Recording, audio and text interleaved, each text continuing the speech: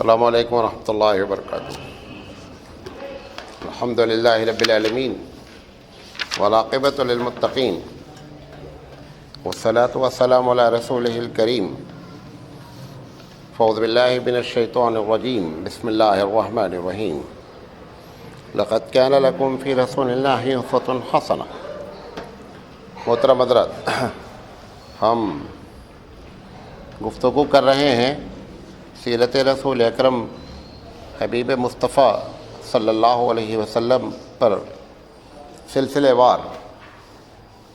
آج اس کا 223 سیریل ہے، 223۔ آپ کے علم کے لیے یہ دنیا کا سب سے بڑا سیریل ہے۔ اس وقت جو نیٹ پر سیریل موجود ہیں وہ 45 گھنٹے کا ہے، یہ 250 گھنٹے کا ہو چکا ہے، اور 200 انشاءاللہ کمپلیٹ ہو جائے گا۔ دعا کریں اللہ تعالیٰ بہتر فرمائے۔ ہم ربیع الاول کی مناسبت سے یہ بات کر رہے ہیں کہ اللہ کے رسول صلی اللہ علیہ وسلم جو سید الانبیاء ہیں، بلکہ سید الکائنات ہیں، دیگر انبیاء اور محمد صلی اللہ علیہ وسلم کا موازنائی انداز میں فضیلت پر بات کی جا رہی ہے۔ ہم نے آپ کو کل یعنی پچھلے پروگرام میں ابراہیم علیہ السلام اور محمد صلی اللہ علیہ وسلم کی بات آپ کے سامنے رکھی تھی۔ آج ہم کوشش کریں گے کہ کیونکہ اصل میں یہ زیادہ کھنچ رہا ہے، ہم کوشش کریں گے کہ خاص انبیاء کے بارے میں بات کر کے جو اگلا پروگرام ہم آپ کے سامنے رکھنا چاہ رہے ہیں کل انشاءاللہ، وہ یہ ہے کہ اللہ کے رسول صلی اللہ علیہ وسلم سے جو بشری انداز میں جو باتیں ہوئی ہیں اس کے پیچھے کیا راز ہے۔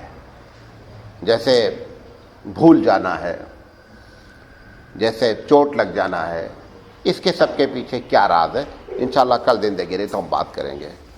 تو آج ہم سب سے پہلے لوط علیہ السلام اور محمد صلی اللہ علیہ وسلم کے بارے میں۔ لوط علیہ السلام یقینی بات ہے کہ رسول ہے، اور نبی کریم صلی اللہ علیہ وسلم بھی رسول ہیں۔ لوط علیہ السلام کی قوم نے لوط علیہ السلام کو بہت مختلف اور بہت ہی غلط انداز میں جو ہے بیہیو کیا، بلکہ ہمارے علماء لکھتے ہیں کہ لوط علیہ السلام کے ساتھ ان کے قوم نے جو برتاؤ کیا وہ شاید اس کے پہلے کبھی نہیں ہوا تھا، اور وہ یہ تھی کہ وہ مردوں سے سیکس رکھتے تھے، اور اس پر اللہ تعالیٰ نے ان کی پوری قوم کو برباد کر دیا۔ ہمارے یہاں امام اعظم رحمۃ اللہ علیہ کا فتویٰ یہی ہے کہ اگر کوئی آدمی اس جرم میں پکڑا جائے تو اس کو پہاڑ پر لے جا کر کے اور وہاں سے گرا دیا جائے، کیونکہ لوط علیہ السلام کی قوم کو اللہ نے اوپر سے لے جا کر کے نیچے پٹکا تھا، تو اس لیے انہوں نے اس مسئلے کو وہاں سے قیاس کیا ہے۔ جس کو اتنا بڑا جرم کہا جاتا ہے وہ یورپ میں قانوناً جرم نہیں بلکہ پاس ہو چکا ہے۔ حالات اب اس طریقے سے تبدیل ہوئے ہیں۔ یورپ کی کئی ملکوں میں پارلیمنٹ میں میز تھپتھپا کر کے یہ قانون پاس کیا گیا ہے کہ مرد سے سیکس رکھ سکتا ہے۔ یہ معلوم کیوں ہوتا ہے؟ حدیث میں آتا ہے کہ جب یہ امت دعوت کا کام چھوڑے گی تو جو برائی ہے اس کو لوگ اچھائی کی ڈیفینیشن دیں گے۔ یہ ہماری دعوت کے کام چھوڑنے کے نتائج ہیں۔ بہرحال یہ ہمارا موضوع نہیں ہے، اس زبان ہم دوسری طرف چلے جائیں گے۔ تو لوط علیہ السلام سے ان کی قوم نے کہا لئن لم تنتہی یا لوط لتکونن من المخرجین، کہ اگر لوط ہمارا تم نے سپورٹ نہیں کیا، ہماری باتیں تم نے نہیں مانی، تو ہم تم کو شہر سے نکال دیں گے۔ اللہ کے رسول صلی اللہ علیہ وسلم سے نکالنے کی جو بات ہے، انہوں نے تو کہا تھا، اللہ کے رسول صلی اللہ علیہ وسلم کو مجبوراً نکلنا ہی پڑا۔ یعنی قوم نے اتنا ستایا کہ جس مکے کو اللہ کے رسول بہت پسند کرتے تھے، اس مکے کو آنکھوں سے روتے ہوئے اور دعا کرتے ہوئے مکے کو چھوڑنا پڑا۔ اور جس دن آپ رات میں ہجرت کیا، اس دن آپ نے خطاب کر کے کہا کہ مکہ مجھے تجھے چھوڑنا نہیں چاہتا ہوں، کیونکہ اس دنیا میں تو سب سے زیادہ افضل ترین جگہ ہے، لیکن قوم نے ہم کو اتنا مجبور کر دیا ہے کہ میں دل سے تجھے چاہتے ہوئے بھی ہجرت کر رہا ہوں، ورنہ مجھے تجھے چھوڑنے کا دل نہیں چاہتا ہے۔ تو ان کی قوم نے صرف نکالنے کی دھمکی دی تھی، یہاں پر پریکٹیکلی نبی کریم صلی اللہ علیہ وسلم کو اپنے وطن کو چھوڑنا پڑا، اور وہ وطن جو دنیا کا سب سے افضل ترین جگہ ہے۔ لوط علیہ السلام کے پاس جب یہ لوگ آئے، فرشتے آئے یہ بتانے کے لیے کہ لوط علیہ السلام تھے کہ آپ کی قوم کے عذاب کا دن آ چکا ہے، اور ہم لوگ جو آئے ہیں یہ عذاب دینے ہی آئے ہیں، ہم آپ کی مدد کے لیے آئے ہیں۔ جب وہ فرشتے ان کے گھر میں آئے تو ان کی قوم نے ان فرشتوں کو گھیر لیا، تو لوط علیہ السلام بہت پریشان ہو گئے کہ یہ ہمارے مہمانوں کے ساتھ بھی جو ہے وہ بد اخلاقی کرنا چاہتے ہیں۔ تو فرشتوں نے کہا آپ گھبرائیں نہیں، یہ ہمارے تک پہنچ نہیں سکتے، یہ ہم تک پہنچ نہیں پائیں گے۔ نبی کریم صلی اللہ علیہ وسلم کے ساتھ بھی ایسا ہوا۔ جس وقت تبت یدا ابی لہب نازل ہوئی تو اس میں ابو لہب حضور کا چچا ہے، آپ کو معلوم ہے، اور ان کی جو بیوی ہے اس کا نام ام جمیل ہے۔ یہ ام جمیل جو ہے ابو سفیان کی بہن ہے۔ تو ام جمیل ابو سفیان کی بہن ہونے کے ناطے، چونکہ ابو سفیان بھی حضور کی مخالفت میں فتح مکے سے پہلے تک سب سے چوٹی پر رہے، بس اللہ نے ان کی قسمت میں ایمان رکھا تھا، ورنہ دیکھا جائے تو کوئی جنگ ایسی نہیں ہے جنگ بدر کو چھوڑ کر جس میں کافر کی قیادت ابو سفیان نے نہیں کی ہو، لیکن اللہ نے ان کے لیے ایمان رکھا تھا۔ تو اس وجہ سے یہ بہن جو ام جمیل تھی یہ بہت سخت تھی، تو اس کے گلے میں ایک ہار تھا رہتا تھا بڑا قیمتی، تو یہ اپنے شوہر سے کہتی تھی کہ اگر پیسے کی ضرورت پڑی محمد صلی اللہ علیہ وسلم کی مخالفت میں تو اس کو بیچ کر مخالفت کے لیے پیسے استعمال کیے جائیں گے، یہ لوگوں سے کہتی تھی۔ جب اللہ تعالیٰ نے سورۃ لہب نازل کیا کہ تبت یدا ابی لہب، برباد ہو جائیں ابو لہب کے دونوں ہاتھ، وہ تب اور برباد ہو گئے، پھر کہتا ہے، پہلے کہتا ہے برباد ہو جائیں، پھر کہتا ہے برباد ہو گئے، اس کے بعد کہتا ہے کہ ما اغنی عنہ مالہ ما کسب، اس کے مال نے اس کی حفاظت نہیں کی۔ کس کی؟ یہ جو ابو لہب تھا، تھوڑا سا اس کے بارے میں جان لیں۔ بہت پورے قرآن کریم میں اللہ کے رسول کے سینکڑوں دشمن رہے، کسی کا نام لے کر پروردگار عالم نے بات نہیں کی۔ یہ تنہا بندہ ہے کہ جس کو نام لے کر کے اللہ کے رسول نے اللہ نے بات کی۔ وجہ کیا اس کے پیچھے ہے؟ 10 وجہ ہیں۔ کتنی وجوہات ہیں؟ 10 ریزن ہے جس کی وجہ سے اللہ نے اس کا نام لے کر کے اس کی بربادی کی جو ہے وہ پیشین گوئی کی، محمد صلی اللہ علیہ وسلم یہ برباد ہونے والا ہے۔ تو یہ قنطاری تھا، یہ لفظ میں نے بنایا ہے، ملتا نہیں ہے۔ قنطاری اس وقت میں جو آدمی کروڑ پتی ہوتے تھے، ارب پتی، تو ان کو قنطار کہتے تھے۔ قنطار کا مطلب ہوتا تھا کہ اس کے پاس 7.5 کلو سونا کی ملکیت کی پراپرٹی ہے، تو اس کو قنطار کہتے تھے۔ تو عربوں میں اس وقت بہت کم لوگ قنطار تھے، تو اس میں سے یہ قنطار تھا۔ تو اس کو اپنے مال پہ بڑا ناز تھا کہ محمد صلی اللہ علیہ وسلم کے خلاف بھی مال کو استعمال کرنا ہے، اور محمد صلی اللہ علیہ وسلم جو کہتے ہیں کہ ہاں ایسا ہو جائے گا ویسا ہوتا، تو اس کا تھا کہ مال دے کے سب کام چلا لیا جاتا ہے، جیسے آپ رشوت دے کے سارے کام کرواتے ہیں ویسے وہ بھی سمجھتا تھا کہ ہر جگہ مال دے کر کے گاڑی چل جاتی ہے۔ تو اس کو قنطاری، کروڑ پتی ہے اس وقت کا، اللہ اس کے طرف کہہ رہا ہے کہ اس کا کوئی چیز کام نہیں آیا۔ تو وہ بیوی جو تھی جس کے بارے میں بات کرنا چاہ رہا ہوں، تو یہ بیوی کے گلے میں ایک ہار تھا، تو اس کو یہ کہتی تھی اپنے شوہر سے کہ اگر ضرورت پڑے گی تو اس کو بیچ کر محمد صلی اللہ علیہ وسلم کی مخالفت کے لیے پیسے کی ضرورت پڑے گی تو بات کرنا ہم سے۔ تو اللہ تعالیٰ نے اس کا ذکر کیا، اس پیسے کا، اس ہار کا، کہ فی جیدہا حبل من مسد، آگے آئے تھے کہ اس کے گلے میں ایک رسی ہے۔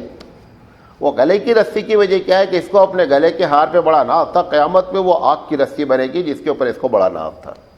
جب یہ آیت نازل ہوئی تو یہ بڑی بفر گئی ام جمیل، اس نے کہا کہ ٹھیک ہے، محمد صلی اللہ علیہ وسلم نے میرے خلاف حجو کی ہے، حجو کہتے ہیں کہ میری بے عزتی کی ہے اشعار کے ذریعے۔ تو یہ پتھر لے کر کے نکلی پتھر سے مراد بڑا نہیں، چھوٹے چھوٹے پتھر، کہ جا کر محمد صلی اللہ علیہ وسلم کی بے عزتی کرنا ہے اور ان کے اوپر ڈال دینا ہے۔ تو یہ جب وہاں سے نکلی اپنے گھر سے تو اس صفا کے پیچھے گھر ہے، کیونکہ اللہ کے رسول کا اور اس کا گھر کے بیچ میں صرف ایک دیوار تھی، تو اس کو پوری رپورٹنگ یہ رہتی تھی کہ اللہ رسول کب گھر سے نکلے، کیونکہ بیچ میں کوئی دیوار نہیں تھی، وہ دیواریں چھوٹی تھیں۔ ابو بکر صدیق رضی اللہ تعالیٰ عنہ اور نبی کریم صلی اللہ علیہ وسلم بیٹھے ہوئے تھے، تو ابو بکر نے دیکھا کہ ام جمیل بہت ناراض ہو کر کے آ رہی ہے، تو حضور صلی اللہ علیہ وسلم یہ گھبرا گئے ابو بکر کا، اللہ رسول بہت بے عزتی کرے گی، بڑی عجیب انداز میں آ رہی ہے۔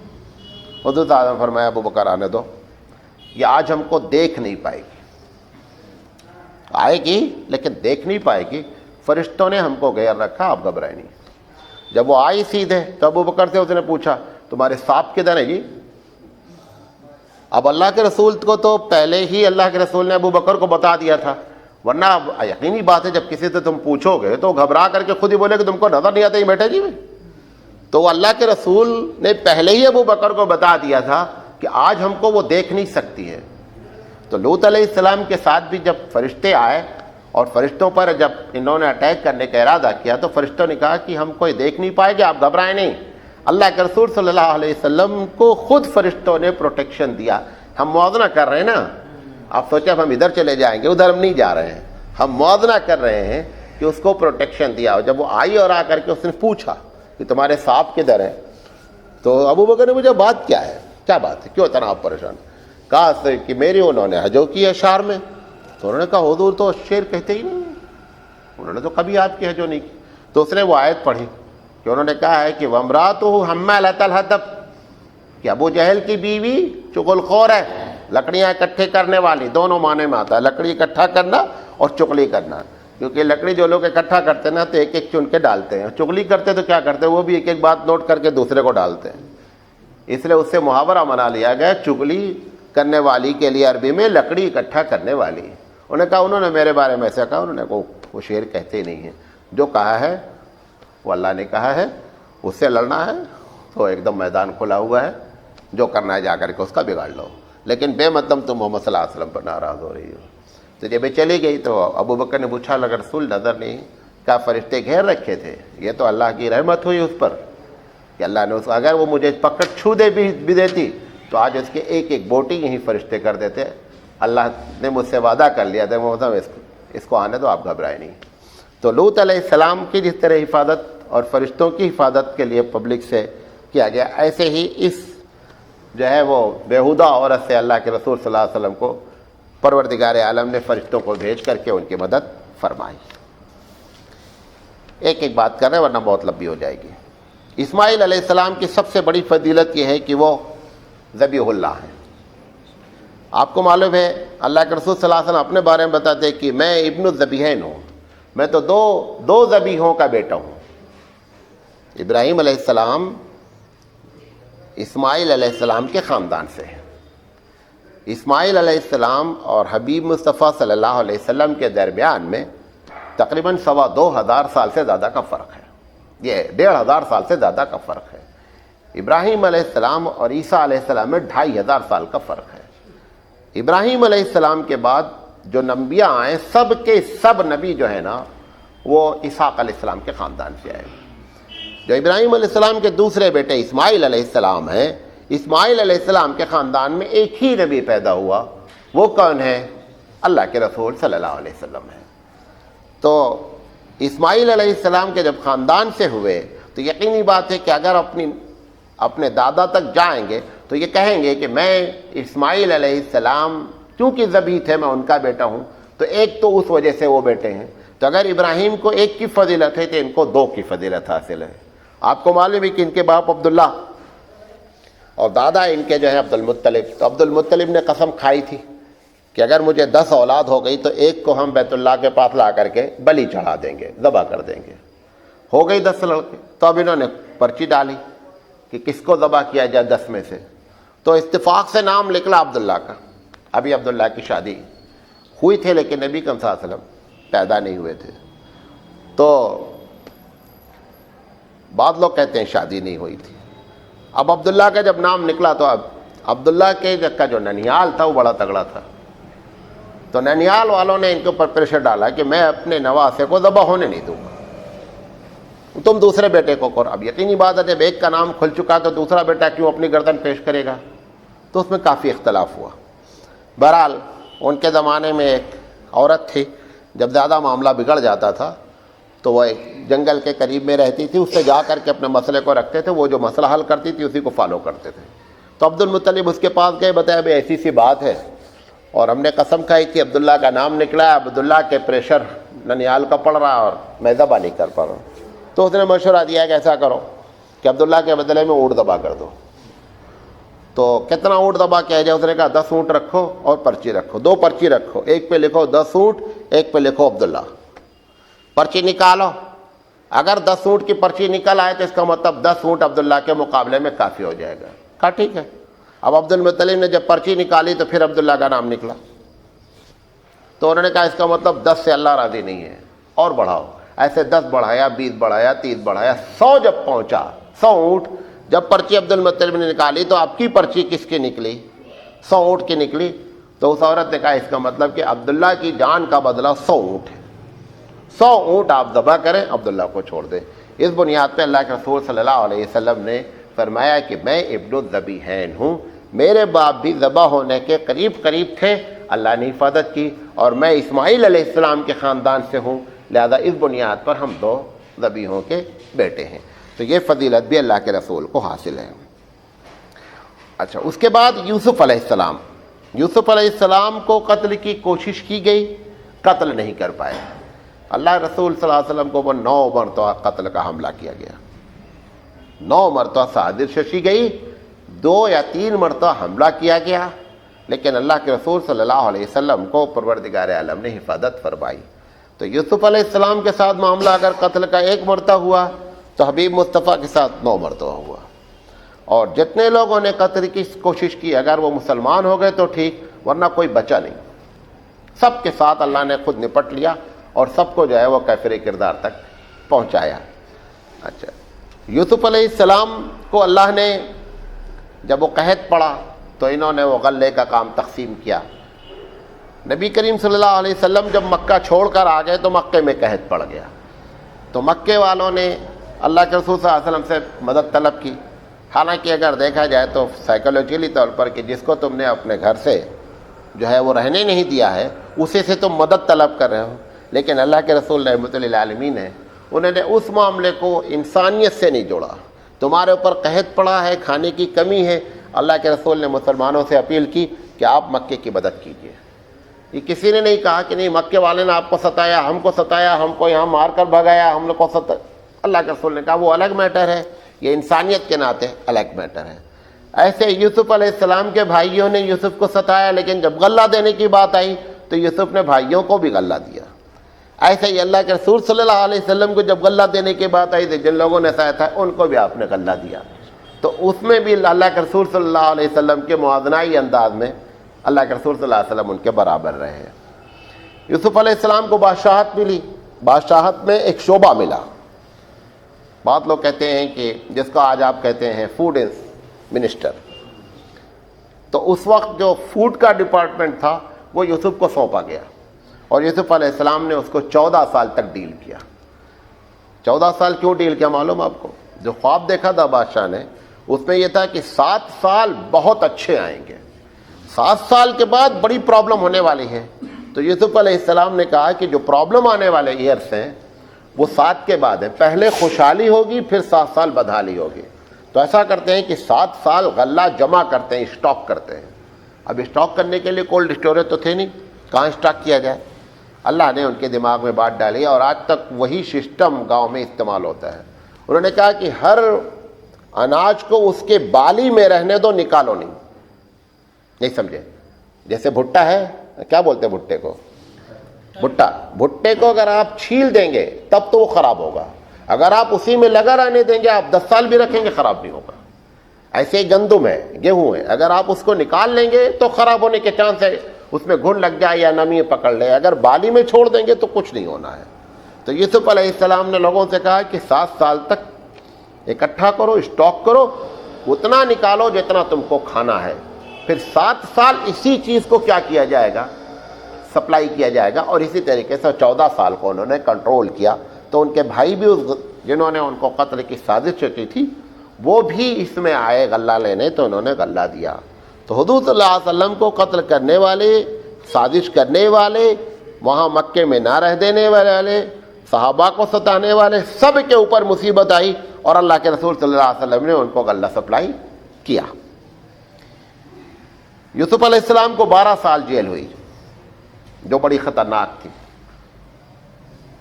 جیل اس معنی میں تو جیل تھی، یقینی بات ہے جیل ہے، لیکن جیل کے اندر پرابلم نہیں تھی، یعنی ایسا نہیں تھا کہ جیل میں ان کو اندر ستایا جا رہا تھا، بس یہ بادشاہ کا حکم تھا کہ ان کو جیل کر دی جائے۔ نبی کریم صلی اللہ علیہ وسلم کے ساتھ 3 سال شب ابی طالب جیل ہی کی طرح گزرا۔ جب انہوں نے بائیکاٹ کیا قریش نے، کیا کہتے ہیں، بنو ہاشم کا، عبد المطلب کے خاندان کا، تو 3 سال لگاتار اللہ کے رسول صلی اللہ علیہ وسلم پر ہے جیل کی کیفیت طاری رہی۔ وہاں پہ تو کھانا مہیا تھا، یہاں 3 سال میں کوئی چیز مہیا نہیں ہو پا رہی تھی۔ اللہ کے رسول فرماتے ہیں کہ ایسے حالات خراب ہو گئے تھے کہ چمڑے بھون کر کے اور اس کو ابال کر کے پانی پیا جاتا تھا، حالات اتنے خراب تھے۔ تو یہاں بھی جیل کی کیفیت ہوئی ہے، وہاں بھی جیل کی کیفیت۔ یوسف علیہ السلام پر سب سے برا الزام جو لگا وہ زلیخا کا ہے۔ حالانکہ زلیخا بعد میں اس نے ایکسیپٹ کر لیا کہ یہ میری غلطی تھی۔ الزام لیکن جب لگ جاتا نا کسی چیز کا، ہم کتنی بھی صفائی پیش کریں، کچھ لوگوں کے دل میں گرہیں بیٹھی جاتی ہیں۔ وہ کیا سوچتا ہے، کوئی نہ کوئی تو چکر یار ضرور ہوگا، کچھ نہ کچھ تو ضرور ہوگا۔ وہ کچھ نہ کچھ جو ضرور ہوتا ہے اس کی وجہ سے آدمی کی سمپیتھی اس آدمی کے لیے نہیں ہو پاتی ہے۔ ابھی یہاں ہبلی کا جو کیس ہوا تو میں نے اس سے کمارا سوامی سے یہی بات کی۔ ہم نے کہا کہ اگر آپ کے دل میں یہ ہے کہ انہی لڑکوں کو کیوں پکڑا گیا، ہم کو کیوں نہیں پکڑا گیا، اگر آپ کے دل میں بات ہے تو آپ ہماری مدد نہیں کریں گے۔ سب سے پہلے آپ کے دل میں یہ بات کلیئر ہونا چاہیے کہ یہ بے گناہ ہیں، تب آپ سپورٹ کریں گے، ورنہ نہیں کریں گے، کیونکہ یہ سب کے دل میں ہوتا ہے، لہذا کوئی سپورٹ کرنے کے لیے تیار نہیں ہوتا ہے۔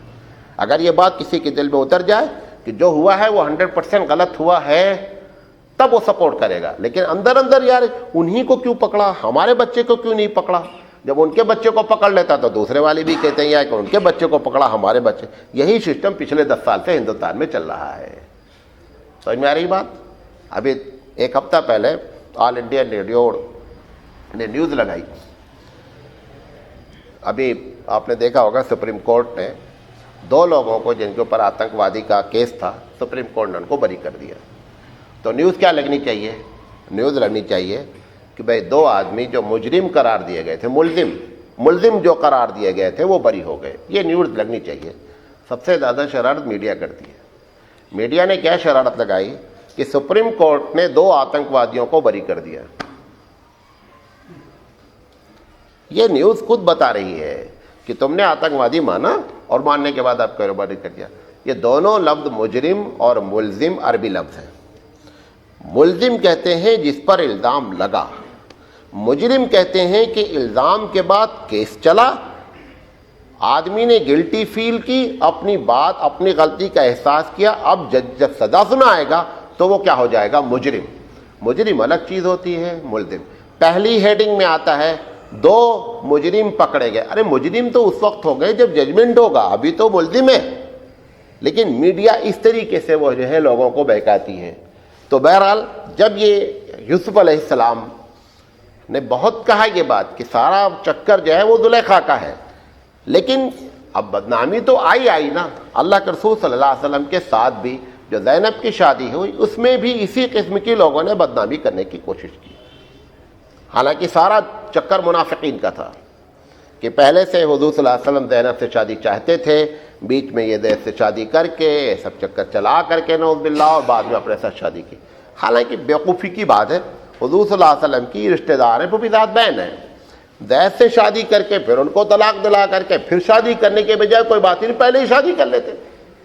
تو جس طریقے سے یوسف علیہ السلام پر یہ الزام لگایا گیا، ایسے حضور صلی اللہ علیہ وسلم پر بھی یہ الزام لگا۔ موسیٰ علیہ السلام اور محمد صلی اللہ علیہ وسلم، اس میں بہت لمبی بات ہے، تھوڑی سی باتیں میں آپ کے سامنے عرض کروں گا۔ موسیٰ علیہ السلام یتیم پیدا ہوئے، بعض لوگوں کی تحقیق ہے، حضور صلی اللہ علیہ وسلم بھی یتیم پیدا ہوئے۔ حضور صلی اللہ علیہ وسلم کو اللہ تعالیٰ نے ہر مرحلے سے گزارا، میں نے بتایا تھا ساری چیزیں کسی نبی میں بیک وقت نہیں پائی گئیں. اللہ کے رسول حاکم بھی رہے, اللہ کے رسول نے بکریاں بھی چرائیں, اللہ کے رسول صلی اللہ علیہ وسلم نے جاب بھی کیا بکریوں چرانے کا, پھر اللہ کے رسول حاکم بھی ہوئے. اس ساری چیزیں کسی دوسرے انبیاء کے ساتھ نہیں ہو پائی ہیں. اگر کوئی ڈائریکٹ داؤد, جیسے داؤد علیہ السلام ہے, سلیمان علیہ السلام ہے, سلیمان علیہ السلام کو بنی بنائی کھیر مل گئی, انہوں نے حکومت کر لی اسلامی لحاظ سے, اللہ نے ان کی مدد بھی کر دی, لیکن ایسا نہیں ہوا کہ پاپڑ بیلے ہوں. لیکن ہمارے رسول اکرم صلی اللہ علیہ وسلم نے پاپڑ بیل کر کے وہ چیز حاصل کی, اور اس کے بعد جا کر کے بحیثیت حاکم انہوں نے حکومت کی. تو موسیٰ علیہ السلام موسیٰ علیہ السلام کو بھی جو دودھ پلایا وہ ماں کے علاوہ پلایا. ہمارے نبی کو بھی دودھ جس نے پلایا وہ ماں کے علاوہ پلایا. موسیٰ علیہ السلام کے سامنے جب معاملہ آیا کہ اب موت ہی واقع ہو جائے گی اور اب کوئی بچانے والا نہیں ہے, قوم نے کہا, اس وقت اللہ تعالیٰ نے موسیٰ علیہ السلام کی مدد کی. حضور صلی اللہ علیہ وسلم کے غار ثور میں بھی یہی بات ہوئی کہ اب ایسا لگا کہ ابو بکر نے کہا ہم پکڑ لیے گئے, اور اللہ نے جیسے موسیٰ کی حفاظت فرمائی ایسے ہمارے نبی کی بھی حفاظت فرمائی. موسیٰ کی شادی کی جو ریزن بیان کیا گیا کہ شعیب علیہ السلام کی بیٹی سے شادی ہوئی, تو بیٹی پورا واقعہ میں نہیں مختصر بیان کروں گا کہ جب انہوں نے ایک مصری کو قتل کر دیا, ارادتاً نہیں, گھونسا مارا, اور گھونسا ایسا لگا کہ ختم ہو گیا بندہ. تو یہ جب وہاں سے چھوڑ کر کے چلے گئے اور مدین چلے گئے, تو مدین میں اب یہ انہوں نے اللہ سے دعا کی کہ اللہ میں تو وہاں سے آ گیا ہوں, یہاں تو کوئی جاننے والا بھی نہیں ہے, اور یہاں ہوٹل بھی نہیں کہ بیٹھ کے چلو بھائی کسی ہوٹل میں ٹھہر جایا جائے. تو ایک کنویں پہ بیٹھے ہوئے تھے, تو کنویں پہ لوگ پانی پلانے آتے تھے, تو وہ شعیب علیہ السلام کی بیٹیاں بھی آتی تھی پانی پلانے, تو بیچاری کنارے کھڑی رہتی تھی پہلے شرم کے مارے. سارے مرد لوگ اپنے جانور کو پانی پلا لیتے, اس کے بعد ان کا نمبر آتا, تو اس کے بعد جب پلا چکتے تھے یہ لوگ اس کنویں کو کور کر دیتے تھے ڈھکن سے کہ اس کے اندر کوئی گندگی نہ گرے. تو وہ بچیاں پہلے آئیں, موسیٰ علیہ السلام بیٹھے ہوئے تھے, تو موسیٰ علیہ السلام نے ان سے کہا پانی پلاؤ. کہا میں تو یہ اتنا بڑا جو ڈھکن ہے یہ ہم اٹھا ہی نہیں سکتے. انہوں نے کہا کہ یہ تو مارے ہی تھے اس کو, طاقت تو تھی. انہوں نے کیا کیا, وہ ڈھکن اٹھایا, ایک ہاتھ سے کنارے رکھ دیا, پانی نکالا, پلا دیا, کہا جاؤ تم لوگ, وہ لوگ آئیں گے اپنا پلائیں گے. تو یہ گھر روزانہ کے مقابلے میں اپنے گھر جلدی پہنچ گئیں. تو شعیب علیہ السلام نے پوچھا بیٹا تم جلدی کیسے آ گئی آج؟ کہا ابا وہاں ایک آدمی بیٹھا تھا, وہ طاقت اتنی کہ اس نے ایک ہاتھ سے اٹھایا, ڈھکن کنارے رکھا, پانی پلایا, ہم لوگ آ گئے. تو کون آدمی کا اجنبی ہے, کوئی یہاں کا نہیں رہنے والا ہے, لیکن بڑا امانت دار دیانت دار لگتا ہے. تب حضرت شعیب علیہ السلام نے کہا اس کو بلا لاؤ. تو جب یہ بلانے کے لیے آئیں لڑکیاں, تو موسیٰ علیہ السلام جو ہے وہ ان کے ساتھ گئے, تو بڑے باحیا انداز میں گئے, کیونکہ ہونے والے نبی ہیں. تو اس بنیاد پر ان کی امانت اور دیانت پر شعیب علیہ السلام بھی اور لڑکیوں نے بھی کہا کہ بہت امین آدمی ہیں, بڑے دیانت دار ہیں. خدیجہ نے بھی حضور سے جو شادی کی وہ دیانت اور امانت کی بنیاد پر کی, یہ بتانا چاہ رہا ہوں. خدیجہ نے بھی جب رشتہ بھیجا تو اس کی وجہ بھی ان کی امانت اور دیانت بیان کی. جب اس نے حضرت خدیجہ کے غلام نے بتایا کہ ہم نے سفر کیا ان کے ساتھ, اور یہاں سے وہاں تک کا شام کا وارہ اور شام سے مکے تک کا پورا سین کھینچا کہ بھائی ایسا آدمی ہم نے کبھی نہیں دیکھا ہے, اتنے امانت دار.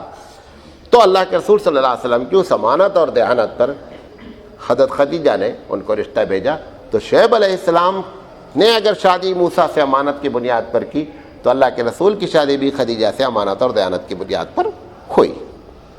اچھا, موسیٰ علیہ السلام کی قوم بہت بدماش قوم, آج بھی ویسی شرارت کر رہی ہے, اس وقت بھی شرارت کرتی تھی. تو جب موسیٰ علیہ السلام سے اللہ نے کہا کہ جاؤ اور فلسطین پر قبضہ کر لو, تو انہوں نے اپنے قوم سے کہا کہ اللہ نے وعدہ کیا ہے جاؤ چلو. تو قوم نے کہا کہ اذهب انت وربک, موسیٰ تم و تمہارے خدا جاؤ لڑو, جب جیت جاؤ گے تو نعرے تکبیر کہتے ہم لوگ آ جائیں گے. اذهب انت وربک, تم جاؤ تمہارا اللہ جائے, جب جھنڈا گاڑ دو گے آ جائیں گے ہم لوگ پارٹی کرنے, ٹکا پارٹی. اللہ کے رسول صلی اللہ علیہ وسلم انہوں نے تو صرف کہا کہ ہم نہیں جائیں گے, اللہ کے رسول نے منافقین نے کیا کیا, نکل گئے اور بیچ سے واپس آ گئے. یہ اس سے زیادہ خطرناک بات پیش کی, جو بہت خطرناک جنگ تھی, جس میں ایک اللہ کے رسول صلی اللہ علیہ وسلم کے ساتھ 700 آدمی نکل کر باہر آ گئے, تو وہ گئے اور راستے سے پلٹ کر آ گئے اور کہا کہ نہیں حالات بہت خراب ہیں، آپ جائیے جنگ کیجئے، یہاں پہ کھجور کا معاملہ ہے، پک رہی ہے اور آپ ہم سب کو مروا دیں گے۔ تو وہ لوگ تو خیر نکل کر نہیں گئے، یہ تو بیچ میں دھوکہ دے دیے، جب دیکھا ہے جنگ چھڑنے والی تو بھاگ آئے۔ تو اگر وہاں معاملہ اس طرح کا پیش آیا تو یہاں بھی معاملہ اللہ کے رسول صلی اللہ علیہ وسلم اس سے خطرناک قسم کا پیش آیا۔ موسیٰ علیہ السلام کو جب اللہ نے کہا کہ فرعون کے پاس جاؤ اور تبلیغ کرو، تو موسیٰ علیہ السلام نے دعا کی رب اشرح لی صدری، اے اللہ میرے سینے کو کھول دے۔ نبی کریم صلی اللہ علیہ وسلم کے، یہ تو موسیٰ نے دعا کی تھی، نبی کریم صلی اللہ علیہ وسلم کے لیے اللہ نے خود کہا الم نشرح لک صدرک، کہ محمد صاحب میں نے تو تمہارا سینہ کھول دیا ہے۔ وہاں پہ دعا ہوئی ہے، یہاں پر رب ذوالجلال خود خبر دے رہا ہے کہ میں آپ کا سینہ کھول چکا ہوں۔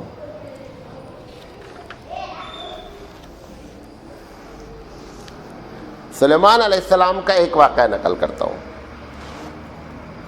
کیونکہ 35 منٹ کا ویڈیو 5 منٹ باقی۔ سلیمان علیہ السلام نے جب بلقیس کو پیغام بھیجا کہ اسلام قبول کر لو، تو اس نے اپنے کونسل میں میٹنگ رکھی کہ یہ ہم سپر پاور ہیں، یہ بندہ جو ہم کو بول رہا ہے اسلام قبول کرو۔ تو لوگوں نے کہا ارے ایسے ہی کوئی بھوکا آدمی ہوگا، کچھ پیسے ویسے بھیجو اپنی جان بچاؤ، کہاں ان کے پیچھے پڑے ہو۔ تو اس نے گھوڑے میں کھچر پہ سونے چاندی لاد کر سلیمان علیہ السلام کو گفٹ کیا۔ تو جب وہاں سلیمان علیہ السلام کے پاس پہنچا کہ یہ ہوا کہ ان کو خرید لو، سارا معاملہ ختم ہو جائے گا، بھوکے لوگ ہوں گے۔ تو جب وہ پہنچا تو سلیمان علیہ السلام نے کہا تمدوننی بمال، پیسے سے خریدنا چاہتے ہو، اتمدوننی بمال فما آتانی اللہ خیر مما آتاکم بل انتم بہدیتکم تفرحون، کہ جو اللہ نے مجھے دولت دی ہے نا وہ تمہاری دولت سے بہت زیادہ ہے، اور یہ سارے جو اونچ کھچر پہ سونا چاندی اس کو یو ٹرن لو اور بلقیس کے پاس جا کر اتارنا، ادھر رکنا نہیں ہے۔ جب یہ واپس چلا گیا تو بلقیس نے کہا یار یہ کوئی دوسری چیز ہے، اچھا ہوشیار عورت تھی، اس نے کہا دیکھو عام آدمی ہوتا تو جتنا میں نے بھیج دیا تھا وہ خاموش ہو کر بیٹھ جاتا، لیکن اس نے اترنے تک نہیں دیا، دیکھا تک نہیں اس کے اندر کیا ہے۔ اللہ کے رسول صلی اللہ علیہ وسلم کے سامنے بھی یہی آفر کیا گیا کہ محمد صلی اللہ علیہ وسلم اگر تم کہو، تو قریش نے جو آفر کیا کہ ہم لوگ ساری دولت تمہارے قدموں میں لا کے ڈال دیتے ہیں، لیکن خدا کے واسطے دعوت کے کام سے رک جاؤ۔ اللہ کے رسول صلی اللہ علیہ وسلم نے فرمایا، انہوں نے 3 آفر کیا، ان کو تو صرف پیسے کا آفر تھا، سلیمان علیہ السلام کو پیسے کا آفر، حضور کو 3 آفر کیا گیا۔ کہا کہ محمد صلی اللہ علیہ وسلم اگر کسی عورت سے شادی چاہتے ہیں تو وہ بتاؤ، اس کی چارپائی اٹھوا لاتے ہیں، وہ شادی کرے نہیں کرے ہم اس کو لے آتے ہیں۔ تیسرا آفر دیا انہوں نے کہ اگر آپ کو کوئی بیماری ہے تو ہم سب سے بڑے ڈاکٹر کو علاج کرواتے ہیں۔ حضور صلی اللہ علیہ وسلم نے سب سننے کے بعد کہا اچھا اس کے بعد بھی کچھ ہے تمہارے پاس؟ کہا نہیں، ہم لوگوں نے سب کچھ۔ کہا اگر سردار بننا چاہتے ہو تو بادشاہ بنا دیتے ہیں۔ حضور نے فرمایا کہ اگر میرے دائیں ہاتھ میں سورج رکھ دو اور بائیں ہاتھ میں چاند رکھ دو، پھر میں اپنی دعوت سے بعد آنے والا نہیں ہوں۔ معلوم آپ کو، ایک مرتبہ قریش نے اپنی عبادت کے بارے میں سورہ کافرون کو جب آپ پڑھیں گے کبھی، مدنی مسجد میں سارا پروگرام صرف قرآن پہ چل رہا ہے، وہ میں آپ کو ایک CD دے دوں گا جب تیار ہو جائیں گی 10-20 صورتیں۔ تو اس میں ایک آفر یہ تھا کہ آپ ہمارے معبود کی عبادت 1 سال کریں، ہم آپ کے معبود کی 1 سال عبادت کریں۔ تو حضور نے کہا نہیں ہو سکتا۔ انہوں نے کہا اچھا ایسا نہیں کرتے ہو تو کم سے کم اتنا کرو کہ جب بیت اللہ میں جا کر کی عبادت کرتے ہو تو ہمارے والے کو دھیرے سے چھو لینے کا، بس ان کی برکت، تاکہ ہم لوگ یہ کہہ سکیں کہ ہمارے والے کا بھی احترام کرتے ہیں، گرچہ اپنے اللہ کی عبادت کرتے ہیں لیکن ہمارے والے کو بھی دل سے مانتے ہیں، ان کو آپ چھو لیجئے گا۔ حضور نے کہا یہ بھی نہیں ہو سکتا۔ انہوں نے کہا اچھا تیسرا آفر ہم لوگ دیتے ہیں کہ کم سے کم اتنا کرو کہ یہ نہ کہو کہ یہ باطل خدا ہیں، یہ جملہ نہیں کہو۔ حضور نے کہا اس کو بھی ہم قبول نہیں کرتے۔ کیوں؟ کیونکہ ہمارا کلمہ اللہ ایک ہے سے نہیں شروع ہوتا، ہونا چاہیے تھا کلمہ اللہ ایک ہے، اس کی عبادت کرو، ایسا کلمہ نہیں شروع ہوتا۔ کلمہ شروع ہوتا ہے نیگیٹو سے، کوئی بھی اللہ نہیں ہے، لا الہ الا اللہ، سوائے ایک اللہ کے۔ تو ہمارا تو پوری پالیسی ہی تمہارے خلاف ہے، ہم یہ کیسے کہہ سکتے ہیں کہ تمہارے خدا یہ باطل نہیں ہے؟ ہم تو بولیں گے یہ بات۔ تو ایسے آفر آئے، حضور کو پیسہ سے خریدنے کی بات ہوئی۔ وہاں پر اگر سلیمان علیہ السلام نے کہا کہ فما آتانی اللہ خیر مما آتاکم، کہ جو اللہ نے مجھ کو دیا ہے تمہارے مال سے بہتر ہے، تو حضور نے فرمایا کہ میرے ہاتھ میں چاند اور سورج بھی رکھ دو تو بھی میں تمہاری بات کو قبول کرنے والا نہیں ہوں۔ ایک بات کہہ کر اپنی بات ختم کریں گے عیسیٰ علیہ السلام کے بارے میں۔ عیسیٰ علیہ السلام کے بہت معجزے ہیں، قرآن نے ذکر کیا ہے۔ اس میں سب سے بڑا معجزہ کہ مردے سے کہتے تھے قم بإذن اللہ، کھڑے ہو جا بھائی، اللہ کے حکم سے، قم بإذن اللہ، اللہ کے حکم سے کھڑے ہو جاؤ، مردہ کھڑا ہو جاتا تھا۔ اللہ کے رسول صلی اللہ علیہ وسلم نے کوئی ایسا معجزہ نہیں دکھلایا۔ جو مردہ تھا وہ کبھی نہ کبھی تو زندہ رہا ہوگا نا، نہیں سمجھے بات؟ جس سے کہا حضور نے، وہ عیسیٰ علیہ السلام نے قم بإذن اللہ، کل وہ زندہ تھا کہ نہیں تھا؟ اللہ کے رسول سے ایسا معجزہ ہوا جو کبھی زندہ نہیں تھا وہ زندہ ہو گیا۔ اللہ کے رسول صلی اللہ علیہ وسلم، صحیح روایت ہے، سیاستہ میں ایک نہیں کئی حدیثیں نے اس کو بھی، اللہ کے رسول صلی اللہ علیہ وسلم کھجور کے تنے سے ٹیک لگا کر کے خطبہ کہتے تھے۔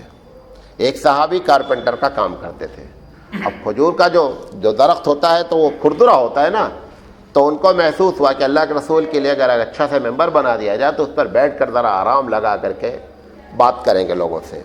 تو انہوں نے بیچارے نے اللہ کے رسول کی خدمت کے طور پر آرام پہنچا کے اس سے جا کر کے خود بنایا ممبر، لا کر رکھ دیا، اللہ رسول آپ اس پر بیٹھے، اس پر آپ ٹیک لگاتے ہیں نا تو بہت تکلیف ہوتی ہے۔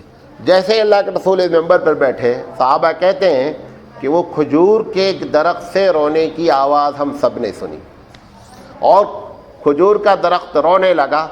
اللہ کے رسول صلی اللہ علیہ وسلم اگر سلیمان علیہ السلام پرندوں کی زبان جانتے تھے تو حضور درخت کی زبان جانتے تھے۔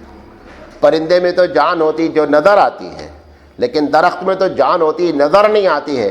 اللہ کے رسول صلی اللہ علیہ وسلم جا کر کے اس تنے کو چھپٹا لیے، اور انہوں نے کہا کہ میں نے تم کو اس وجہ سے نہیں چھوڑا ہے کہ میں تم سے نفرت کرتا ہوں، میں نے اپنے آرام کے لیے چھوڑا ہے۔